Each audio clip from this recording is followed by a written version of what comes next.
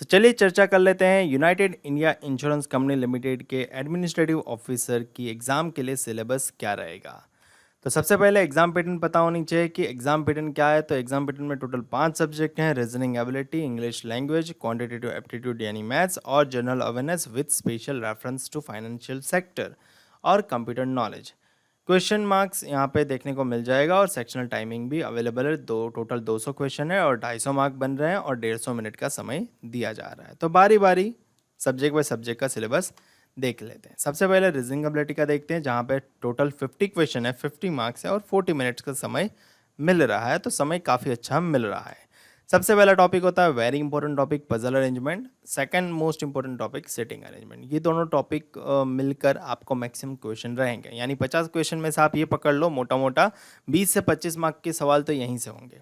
फिर होगा सिलोजिज्म, फिर होगा इनइक्वालिटीज़। ये दोनों को पकड़ के भी 5 से 7 सवाल आप आराम से पकड़ सकते हो। ब्लड रिलेशन 2 से 3 मार्क का। इनपुट आउटपुट 5 नंबर का आपको देखने को मिलेगा ही मिलेगा। कोडिंग डिकोडिंग भी 5 नंबर का देखने को मिलेगा। डायरेक्शन सेंस टेस्ट कभी कभी होता है, कभी कभी नहीं होता, तो डिपेंड करता है। 2 से 3 मार्क का। उसके अलावा ऑर्डर एंड रैंकिंग होता है, अल्फा न्यूमेरिक सीरीज होती है, वर्ड फॉर्मेशन होता है, पेयर फाइंडिंग होती है, डेटा सफिशिएंसी होता है। डेटा सफिशिएंसी भी आपको देखने को मिलेगा 3 से 5 नंबर में। और लॉजिकल रीजनिंग भी देखने को मिलेगा आपको 3 से 5 नंबर में। देखो रीजनिंग एबिलिटी काफ़ी स्कोरिंग सब्जेक्ट है। ये सारे टॉपिक आप अक्सर बैंकिंग एग्जामिनेशन में देखते हो, वैसा ही सेम रहता है, सेम लेवल रहता है, सेम सिलेबस रहता है। ठीक है, तो आपको ये सारे टॉपिक अच्छे से प्रिपरेशन करने चाहिए। और जिन जिन टॉपिक के लिए मैंने आपको बोला कि ये टॉपिक इतने मार्क्स का होता है, तो उस टॉपिक की प्रिपरेशन अच्छे से करनी चाहिए, प्रैक्टिस भी अच्छे से होनी चाहिए, ताकि तुम्हारा ये रीजनिंग एबिलिटी में टोटल 50 क्वेश्चन में से मैक्सिमम मार्क्स आप अटेन कर सकते हो। 40 मिनट में 40 सवाल तो बन ही जाने चाहिए, यानी आपके अटेम्प्ट 40 प्लस ही होने चाहिए। ठीक है, पेपर अगर ज़्यादा डिफिकल्ट होगा तो ही अटेम्प्ट डाउन होंगे, अदरवाइज पेपर डुएबल ही होगा। क्योंकि यूनाइटेड इंडिया इंश्योरेंस को कैंडिडेट्स चाहिए, ऐसा नहीं है कि उनको नहीं चाहिए, उनके पास चाहिए, उनको मैन पावर चाहिए। ठीक है, तो ये है रीजनिंग का सिलेबस, स्क्रीनशॉट ले लीजिएगा।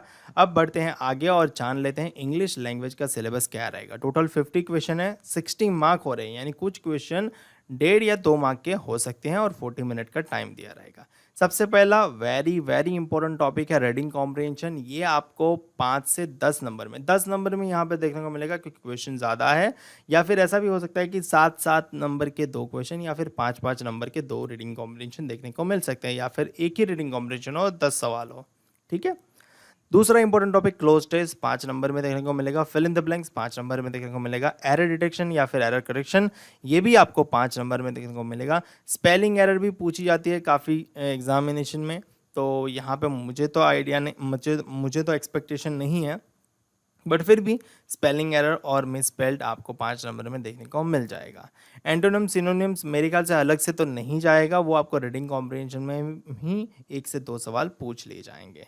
उसके अलावा होता है इडियम्स एंड फ्रेजेस, ये भी आपको 5 नंबर में देखने को मिल सकता है। वर्ड यूजेज, रिप्लेसमेंट और रीअरेंजमेंट, ये टॉपिक है ना, या तो एक वर्ड दिया होता है और नीचे सेंटेंस दिए रहते हैं कि कौन से सेंटेंस में सही तरीके से वर्ड यूज़ हुआ है, या फिर रिप्लेसमेंट पूछा जाता है कि इस वर्ड को रिप्लेस करके कौन सा वर्ड हम फिट कर सकते हैं, या फिर बोल्ड किए होते हैं वर्ड, ABCD नंबर दिए होते हैं और रीअरेंज करना होता है कि वर्ड को रीअरेंज कैसे कर दिया जाता है। ठीक है, आसान है, तो ये भी डूएबल है।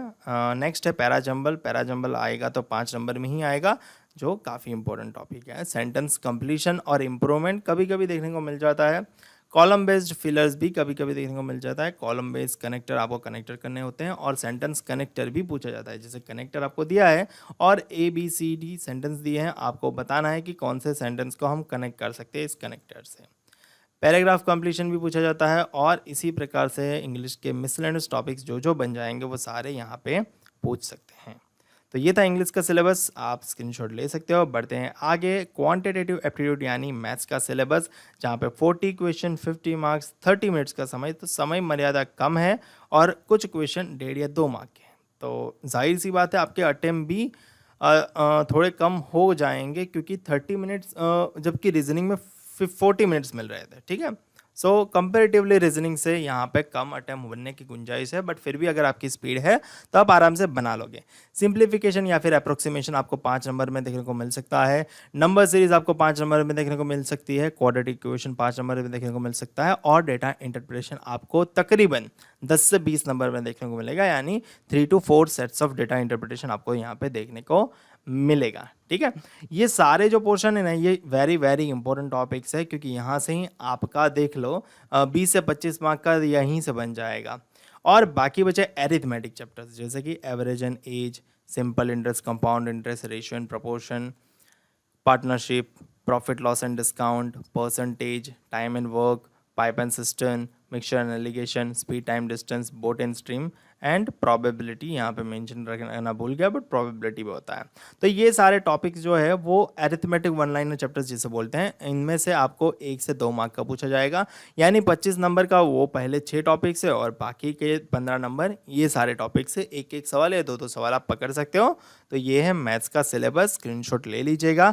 बढ़ते हैं आगे, और यहाँ पे आया ओके, ये train, permutation and combination and probability और एरिया, ये जो चैप्टर छूट गए थे ना वो चैप्टर यहाँ पे है। ठीक है, मैंने बोला ना कि कुछ चैप्टर रह गए हैं। So train, permutation, combination, probability, area and data sufficiency. Data sufficiency reasoning में भी आता है, मैथ्स में भी आता है। डेटा सफिशिएंसी का मतलब क्या होता है, आपको इक्वेशन पूछा जाता है और स्टेटमेंट 1 में कुछ डेटा मिलता है, स्टेटमेंट 2 में कुछ डेटा मिलता है। आपको ये बताना है कि कौन से स्टेटमेंट से आप दिए पूछे गए सवाल का आंसर दे सकते हो। दोनों को मिलाकर बनता है तो दोनों को मिलाकर बोलो, उसकी उस तरीके से कंडीशन होती है। क्वेश्चन कोई भी चैप्टर में से हो सकता है, बस आपको डेटा की सफिशिएंसी चेक करनी है। ठीक है, नेक्स्ट टॉपिक है general awareness, 40 question, 50 marks, 25 minutes का समय। तो यहाँ पे भी कुछ क्वेश्चन आपको 1.5 से 2 मार्क के देखने को मिलेंगे। यहाँ पे सबसे पहला इंपॉर्टेंट टॉपिक होता है करंट अफेयर्स। आपको पिछले 6 महीने से 8 महीने के करंट अफेयर्स अच्छे से पढ़ने चाहिए और थरोली पढ़ने चाहिए। और आजकल डिटेल क्वेश्चन ज़्यादा आ रहे हैं, तो आपको बारीक से बारीक इन्फॉर्मेशन भी पढ़नी चाहिए। ठीक है, और बेस्ड करंट अफेयर का सोर्स चाहिए तो आप मेरी PDF पढ़ सकते हो, जो कि पेड है। आपको लिंक डिस्क्रिप्शन में मिल जाएगा, वहाँ पे क्लिक करके, या फिर इंस्टाग्राम पे आप मुझे DM करोगे तो भी मैं आपको बता दूंगा कि मेरी करंट अफेयर्स की PDF आप कैसे परचेस कर सकते हो।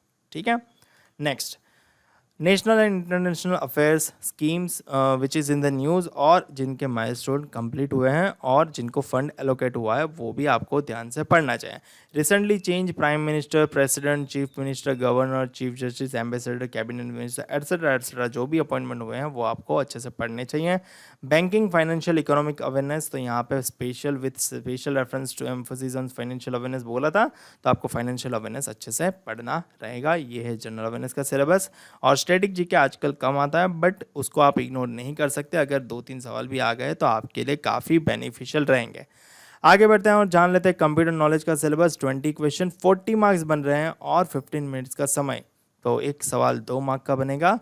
History of computers, binary number system, Windows operating system, internet terms and services, basic functionalities of MS Office, computer abbreviation, basic of hardware and software, networking and communication, shortcut keys of OS, Excel, Word, PowerPoint, artificial intelligence, digital crypto currencies, database basics, basic of hacking, security tools and viruses, basic of logic gates. ये सारे topic आपको computer knowledge में पढ़ने चाहिए। इससे अलावा भी ज़्यादा टॉपिक हो सकते हैं जो ट्रेंडिंग है, जैसे ChatGPT हो गया, फिर सिक्योरिटी हो गया, फिर क्रिप्टो करेंसी हो गया, फिर एट्सेट्रा एट्सेट्रा। तो आपको उसको भी अच्छे से स्टडी करना चाहिए, क्योंकि वो उस वहाँ से भी सवाल तो बन सकता है। सो मैं उम्मीद करता हूँ कि आपको सारा सिलेबस समझ में आ गया होगा और आप इसके अकॉर्डिंग अपनी प्रैक्टिस शुरू कर सकते हैं। मुझे उम्मीद है आपका प्रिपरेशन अच्छा रहेगा। मिलते हैं अगले वीडियो में।